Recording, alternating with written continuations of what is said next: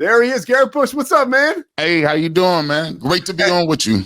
Hey, great to have you, and I really appreciate you making the time. I got to get your perspective on the Shedeur Sanders thing. Nobody better to go to than you.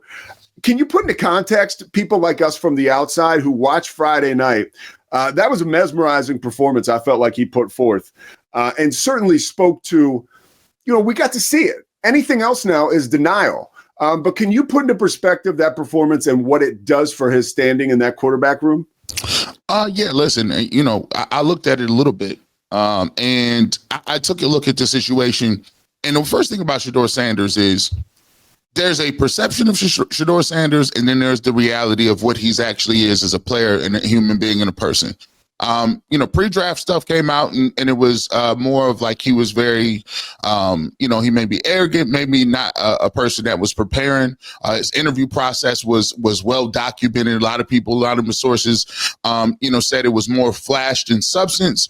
But since he's gotten to Cleveland, and I've been watching him, in Colorado, watched him at Jackson State. He's done a lot to show and prove people that he isn't just flash in the celebrations. He's a guy that has answered all the questions correctly. He's been patient. He hasn't clamored for first team reps. He hasn't jumped up and down and complained and things. And he's just answered every question correctly. He's done what he needed to do. And more importantly, I'm a firm believer and I'm a huge believer in what you do on the football field. I know we got a 24-hour news cycle now, but as a former player, what you do between those white lines is sacred, and what you put on film counts. He did a great job of going out there and saying, listen, I just let my game speak for me. He was accurate. He was poised. He looked like he controlled the offense. There were some things going around about him maybe not understanding the playbook or the terminology or getting guys in the right places. There was no pre-snap penalties. Didn't have any crazy, false starts or delay of games. I thought he just looked very polished and competent. And I even loved the fact that when they asked him at the end of the game, hey, what do you give yourself? And typical franchise quarterback, if you're going to be a quarterback, you're going to get most of the, you get most of the blame, and then you're going to get most of the accolades when you do something. He said, I'll give myself a C. I missed some throws. I could play a lot better. So I thought he did a really good job of just showing that there's a reality and a perception. And I think his game is different from what the perception is. And I think he showed people that. Yeah. And like you're saying, we saw it, right? It's there. Now, my next question to you is this oblique strain. Like, what do you think it does, especially somebody like you, put your hat on as a former player, somebody who's been in the locker rooms and been around it. What does this do to his process? Is this a bump in the road, or is it something that's significant when you consider the competition with Dillon Gabriel and Kenny Pickett?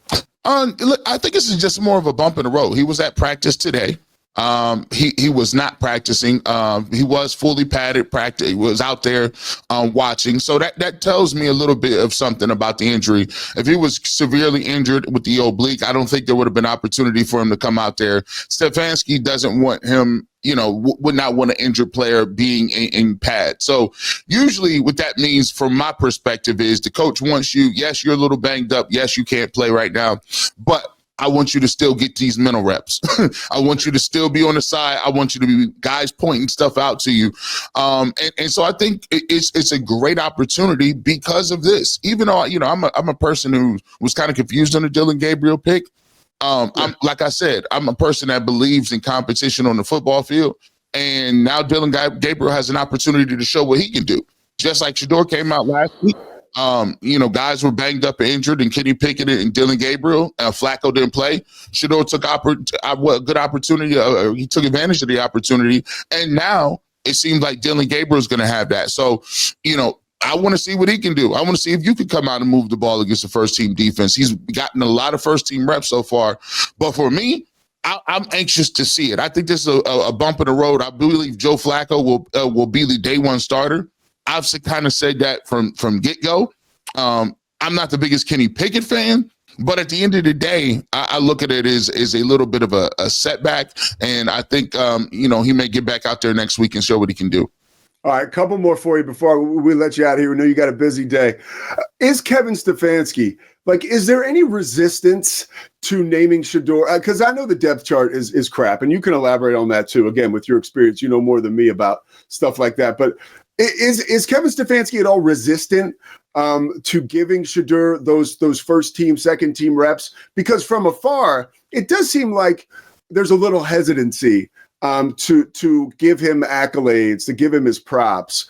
And I could be totally wrong, because we did see when the opportunity presented itself, he was named the starter for that preseason game. But is Kevin Stefanski on board with the Shedeur Sanders movement right now and the momentum?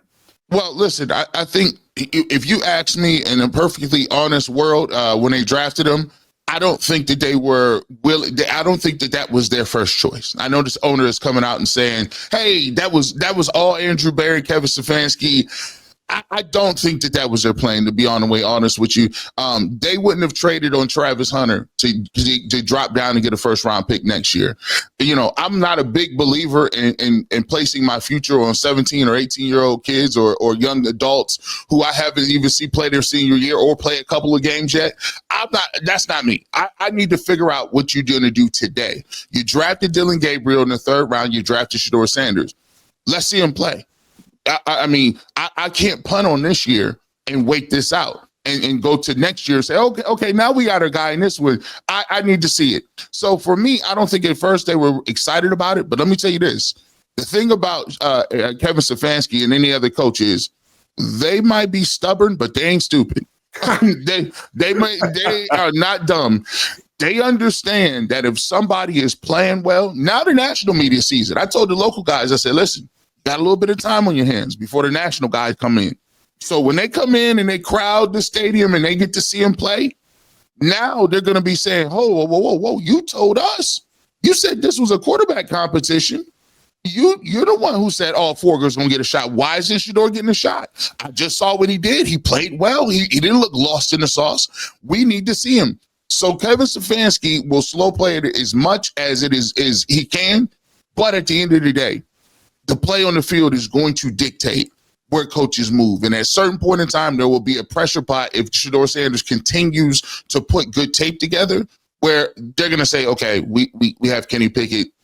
We declined his last year option. He'll be a free agent. Joe Flacco is 40-something. He's not going to be here past this year. We need to figure out what we got in these young guys. And if the young guys, like Coach Herman will say, if the young guys are even, I got to go with the young guy. How is the team? Because I know, I'm here in Texas. I call Big 12 football games, basketball games. I do a lot of Big 12 work.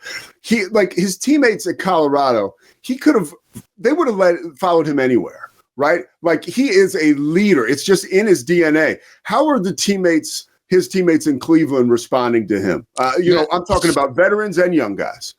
Well, the veterans, that's the key. See, at the end of the day, what you have to do, I always tell people, when you are in a battle sense, right?